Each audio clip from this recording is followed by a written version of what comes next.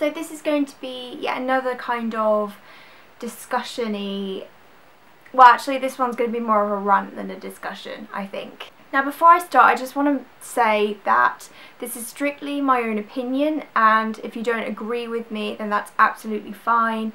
I just don't want to read a lot of hateful comments you know, that people have left. If you don't like what I'm going to say, and I'm pretty sure you can guess what I'm going to say from the title, then just don't watch. You know, don't watch the whole entirety of the video and then comment, you know, telling me how much you hate me. And I also wanted to just quickly say that I know there are so many more important issues in the world, and I am aware of that.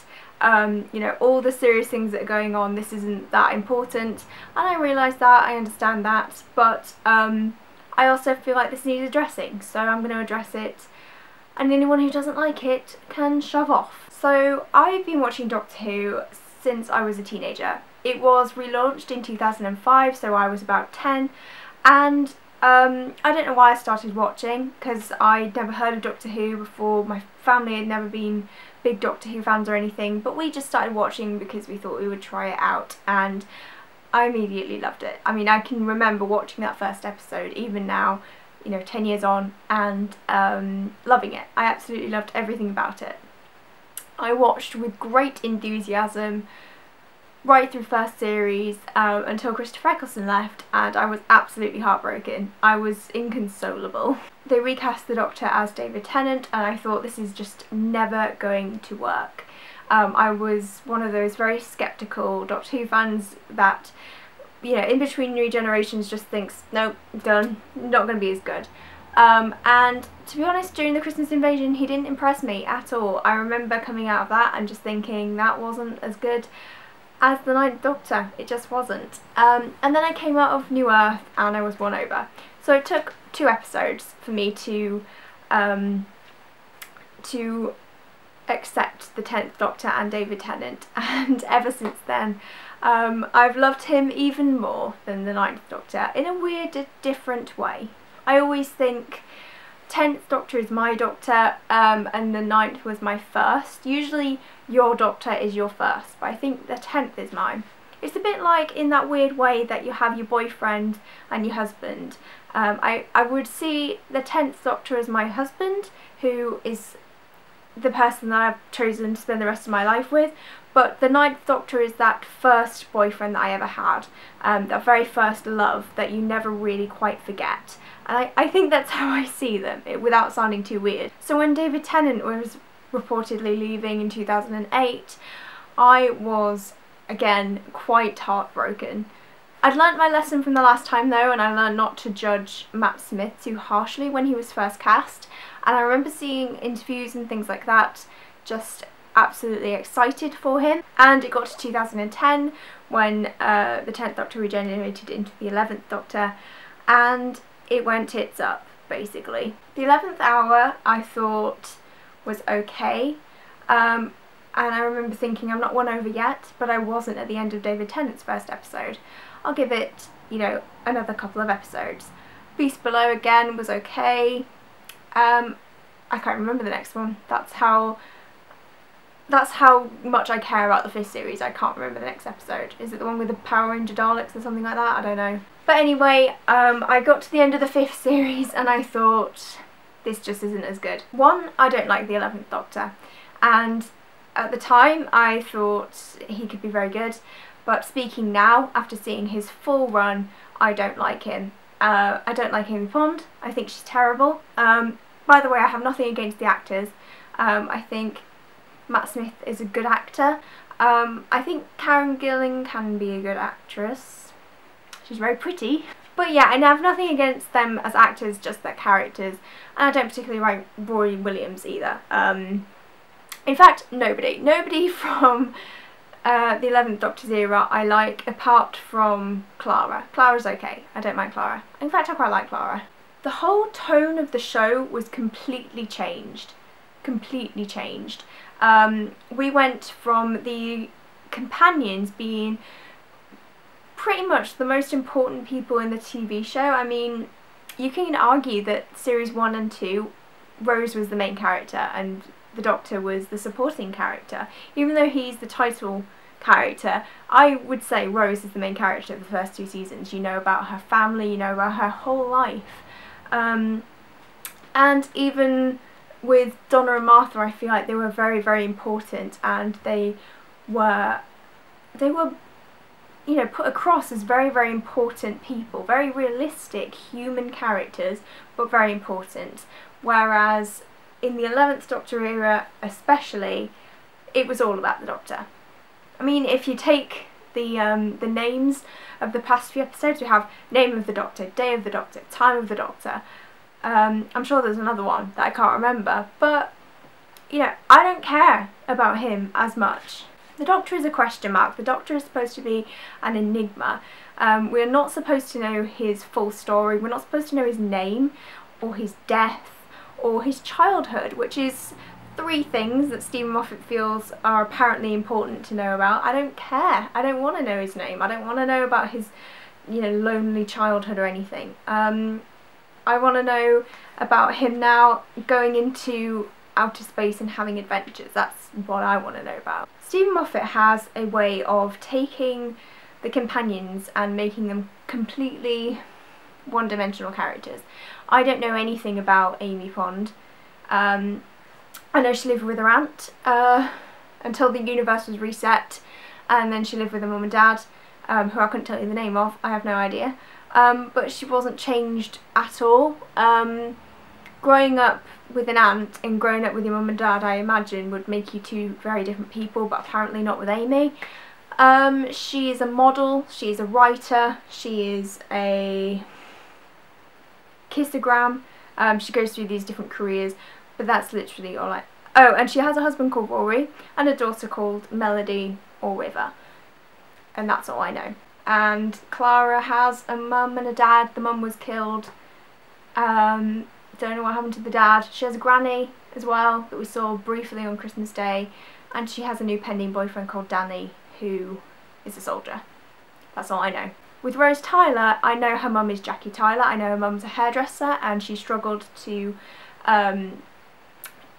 have work and raise Rose on her own after the death of Pete Tyler, who is Rose's dad, who was knocked over by a car on their friend's wedding day. I know Rose didn't do very well in school. She gave up her GCSEs and things to follow a boy called Jimmy, who led her astray a bit, and she ended up with no qualifications or anything like that until she eventually met Mickey, who was a lot better for her.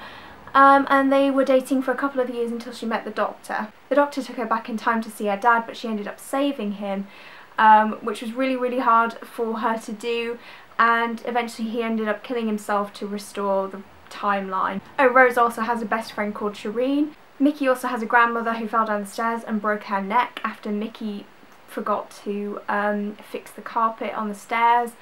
Donna has a mum and a dad, Sylvia and Jeff, and she has a granddad called Wilf, who is an very, very enthusiastic stargazer. Martha has a mum and dad who have separated. The dad has gone for a bit of a younger model and the mum doesn't like that. She also has a sister and a brother and is training very, very hard to become a doctor. And Amy Pond was in it way, way longer than Donna, Martha and Rose probably put together, to be honest.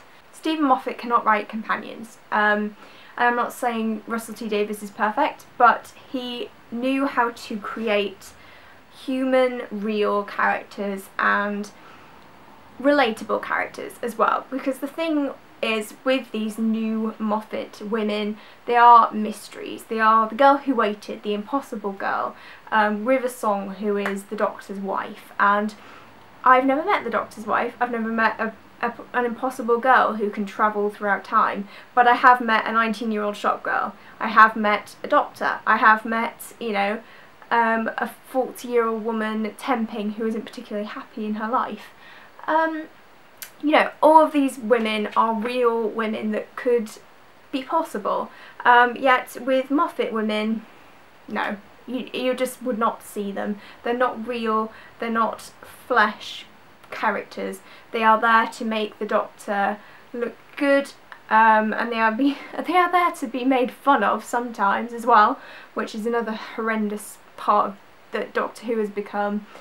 making fun of their bodies and their clothing choices, and just all round pretty terrible they're treated. Like I said, I'm not saying that Russell T Davies was a saint. Two of his coloured characters, both Mickey and Martha, are treated quite poorly. Mickey was Rose's boyfriend until Rose ran off with the Doctor and started to fall in love with him. And, you know, she treated him quite badly. You know, she led him on, and Martha was the same. Martha was the Doctor's rebound companion. He was in love with Rose and completely couldn't see that Martha was falling in love with him, and treated her quite badly. This isn't good, this isn't, you know, the way we want our companions to be treated, but at the same time, the Doctor was made to look a fool, basically. At the end of Series 3, Martha left the Doctor and returned to her family after calling him out on his behaviour, and, you know, it was written in a way that the audience can recognise that the Doctor was in the wrong to treat her like that, and that you shouldn't treat people badly, otherwise they will get fed up and leave. In the 11th Doctor's era, he seems to treat companions how he wants. He constantly abuses Amy Pond's clothing choices. He always comments on her short skirts. Who cares if she wants to wear a short skirt? She wants to wear a short skirt, then fine, let her. He doesn't comfort her when she has lost her baby. He just disappears. He's constantly putting Clara down, calling her bossy and a control freak, and it's played for laughs. I think if he did that and it was seen as negative and she just completely shot him down like that, it would be more acceptable, but it's played for laughs and it's not funny. Why is it funny to treat women horribly? This is a fictional character, this is a television show, and I understand that, but at the same time, a lot of impressionable children are watching Doctor Who and are taking note of the Doctor's behaviour, and I don't think that's acceptable. The 12th Doctor seems to be... I enjoyed the 12th Doctor a bit more than Matt Smith, I've got to be honest. I think Peter Capaldi's a good actor.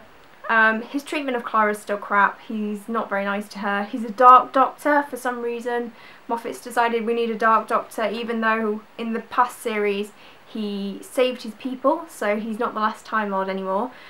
He still has Clara travelling with him, and he's been given a load of new lives, so he's not close to death anymore. Apparently that means you're an arsehole now. I don't know why, because Stephen Moffat wants a dark Doctor, I suppose. If anything, Matt Smith should have been a dark Doctor, because Ten was very depressed at the end of his life. He just kind of killed the last of his people and lost, you know, all his friends, but then Matt Smith arrives and he's like that, and it just makes no sense at all. I try and go into Doctor Who every single episode. I've been trying since 2010, so I feel like I've been trying for a long time, to go in with an open mind, thinking maybe this week it's going to be different. And occasionally I do enjoy the odd episode. Robots of Sherwood, or whatever it was a couple of weeks ago, was okay. But for me, that magical feeling of watching Doctor Who on a Saturday night hasn't been there since 2010, and I don't know now if it ever will be. Well, certainly until Moffat leaves anyway. I don't know what this video is about. I just needed to get it off my chest because it's just been really annoying me. It was my favourite TV show ever. I was so obsessed with it when I was a kid. I have so many books on it. I have stickers. I have a whole wardrobe there that's just stickers and books and posters and all sorts. But I'm getting sick of it now, and I feel like if it doesn't change soon, I'm going to have to break up with it. And that's the truth. That's what this video is going to be called, my breakup with Doctor Who. If any of you feel the same, then please let me know. If you feel differently and you look at the show in a different light, or look at the companions in a different light, the way they're written, then please let me know, not abusively, but you know, if you have a different opinion, that's fine. I'm happy to talk about it. Sorry if this isn't the video you came to see, but I feel like it needed saying. And I hope you don't hate me too much for hating on what's considered one of the best sci-fi TV shows of all time. So yeah, see you later.